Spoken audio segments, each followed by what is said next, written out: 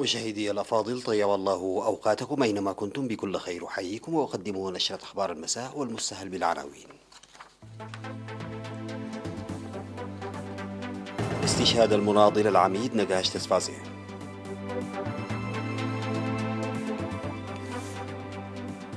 إصابة 21 مواطنا بفيروس كورونا اليوم.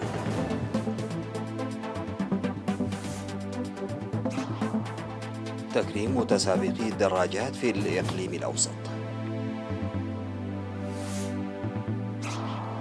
الجيش الفرنسي يعلن تحييد 20 جهاديا بالنيجر في عملية جوية. روسيا تعلن نجاحها بإطلاق صاروخ فرد صوتي. تايوان تنشر سربها الأول من مقاتلات أمريكية متطورة.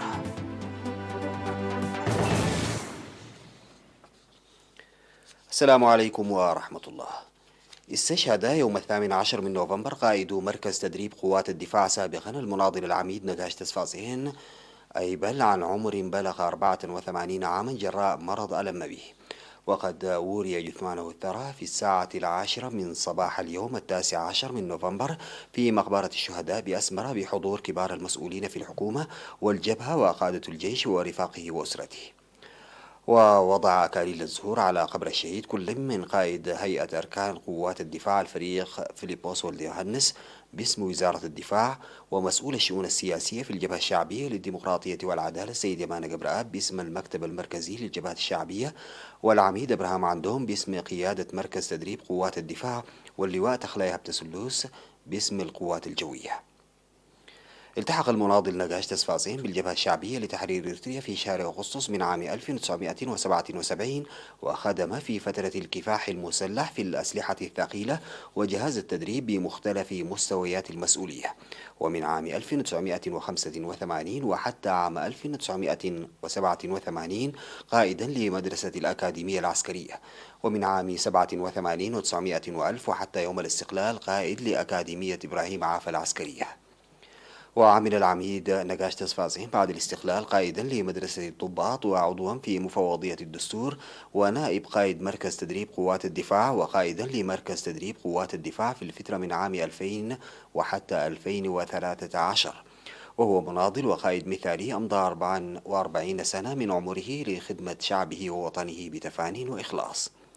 المناضل العميد نقاش تسفازين أب لابنة واحدة، وتعرب وزارة الدفاع عن بالغ حزنها لاستشهاد المناضل العميد نقاش تسفازين وتقدم تعازيها لأسرته ورفاقه.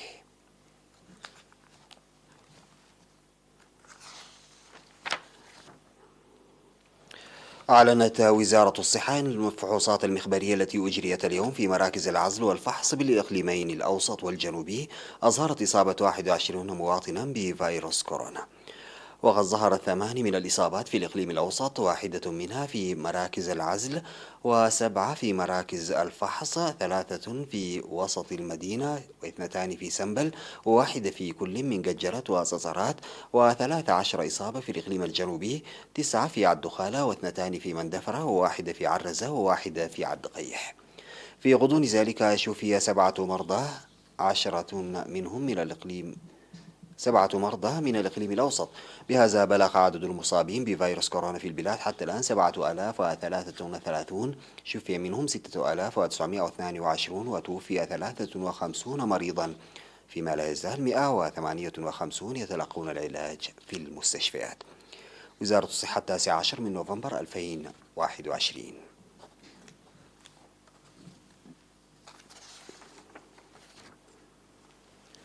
كرمت إدارة الإقليم الأوسط 23 متسابق دراجات بينهم 11 امرأة و18 مدربا للنتائج المتميزة التي حققوها من عام 2019 وحتى 2021. وقدمت إدارة الإقليم في المراسم التي جرت اليوم 19 من نوفمبر بحضور حاكم الإقليم الأوسط السيد فساهي هيله في قاعة الإقليم، قدمت الجوائز المالية والكؤوس والشهادات التقديرية للمتسابقين الفائزين بالمراتب الثلاثة الأولى للرجال والسيدات، وكذلك المدربين المميزين.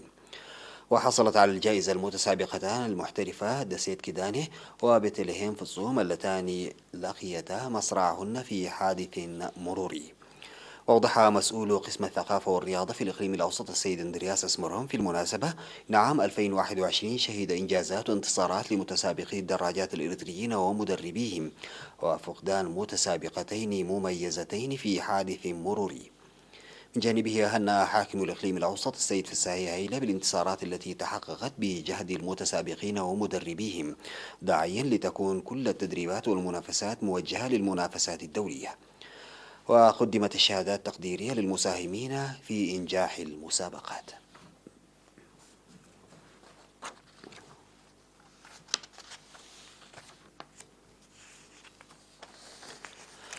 عبر الإريتريون في جمهورية السودان عن بالغ حزنهم باستشهاد المناضل والقائد المثالي سكرتير الجبهة الشعبية للديمقراطية والعدالة الأمين محمد سعيد، مؤكدين تقوية التصدي بالصمود على مبادئه لتحقيق الغاية الوطنية التي أفنى من أجلها حياته. جاء ذلك في حفل التأبين الذي نظم في السفارة الإريترية بالخرطوم بحضور السفير عيسى أحمد عيسى وأعضاء السلك الدبلوماسي ورجال الدين ومسؤولي فروع التنظيمات وكذلك الإخوة السودانيين وأصدقاء إريتريا. وقال سعادة السفير عيسى في الكلمة التي ألقاها إن الفقد جلل، معددا مناقب الفقيد المناضل الأمين محمد سعيد بأنه قد أفنى حياته كلها في تقوية العقيدة التنظيمية وتنمية الشعور الوطني وتحريك النشاط النضالي وبصفة عامة تحقيق رغبة وخيار الشعب الإريتري، مشيرا إلى أن اسمه سيخلد باعتزاز عبر الأجيال لتأهيله أجيال تتحمل الأمانة وتعمل لنماء إريتريا. أوضحت أخت الشهيد السيدة جميلة محمد سعيد إن الشرف الذي منحه الشعب والحكومة الإريترية للشهيد الأمين محمد سعيد يعكس شعبيته ومساهمته الوطنية، مقدمة تعازيها للشعب الإريتري عامة والحكومة الإريترية ورفاقه. وسيكون برنامج العزاء الذي افتتح في السفارة الإريترية في الخرطوم مفتوحا حتى يوم الأحد 21 من نوفمبر للإريتريين في الخرطوم وأعضاء السلك الدبلوماسي في السودان وأصدقاء إريتريا.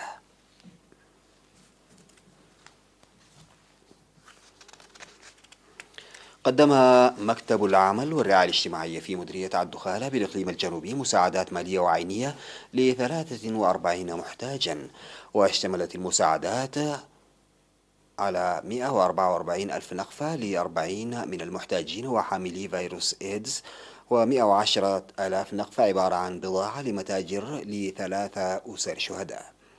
وأوضحت مسؤولة المكتب السيدة ترحال سلمون إن الدعم قدم للذين يستطيعون العمل لتحسين حياتهم المعيشية بعد إجراء دراسة، مناشدة الجهات الحاصلة على الفرص الاستفادة المثلى منها. من جهتها شكرت الجهات الحاصلة على الدعم الجهود الحكومية الجارية لمساعدة الجهات المتضررة في تحسين حياتها المعيشية، مشيرين إلى القيام بالعمل الجهاد استفادة من الفرص المتاحة لهم.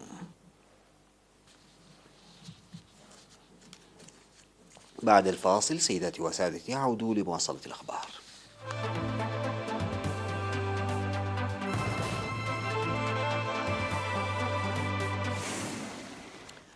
في عملية غير مخطط لها تخللها استخدام مروحيات قتالية وطائرات مسيرة، أعلنت هيئة الأركان العامة الفرنسية أن فرنسا حيدت نحو 20 جهاديا في النيجر خلال عملية جوية.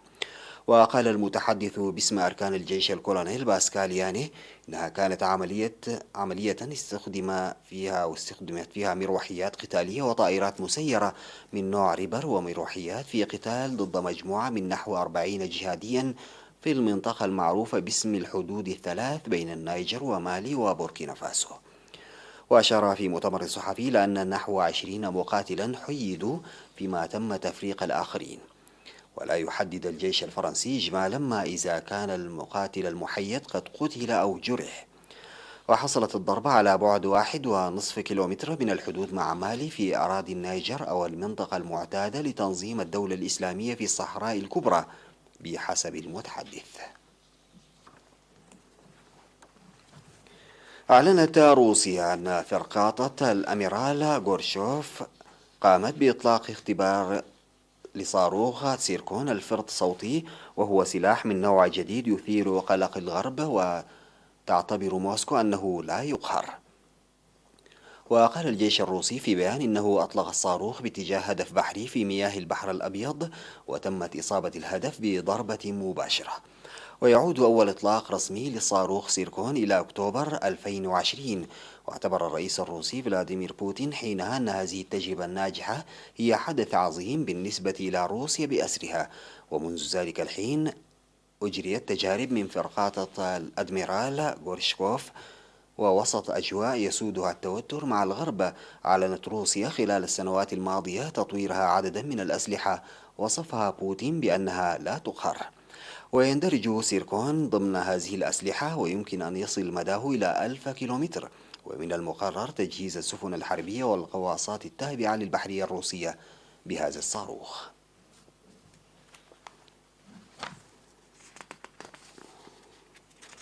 نظمت تايوان حفلا بمناسبة بدء خدمة سربها الأول من مقاتلات F-16 في المتطورة، وهي طائرات من صنع أمريكي ستعزز دفاعات الجزيرة بوجه تهديدات الصين. وأشرفت الرئيسة تساي إنغ وين على المراسم التي جرت في قاعدة جوية بمدينة شياي في جنوب تايوان، إلى جانب ممثلة واشنطن في تايوان ساندرا أوتكيرك. وأعلنت تساي أن هذا يجسد الوعد الثابت للشراكة بين تايوان والولايات المتحدة. وتنشر تايوان سربها الأول في ظل التوتر المتصاعد بين بكين وواشنطن حول مصير الجزيرة. وعلق المتحدث باسم وزارة الخارجية الصينية شاو لي جيان خلال مؤتمر صحفي مؤكدا أن الصين تعارض أي اتصال رسمي بين الولايات المتحدة وتايوان.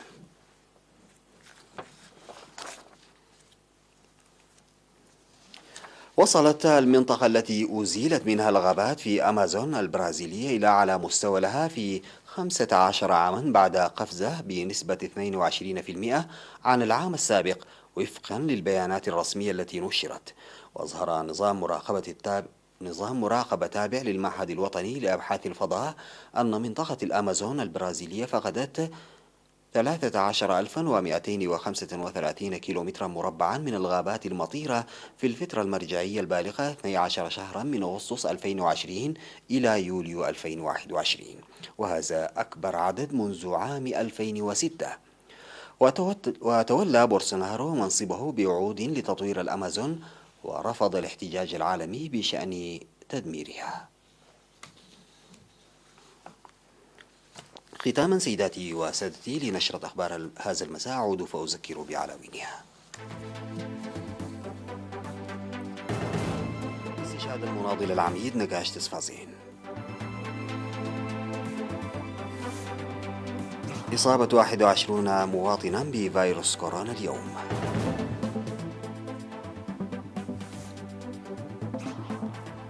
تكريم متسابقي الدراجات في الإقليم الأوسط.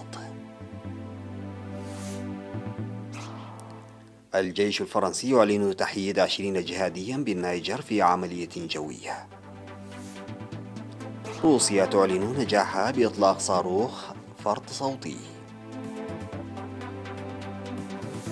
وتايوان تنشر سربها الأول من مقاتلات أمريكية متطورة.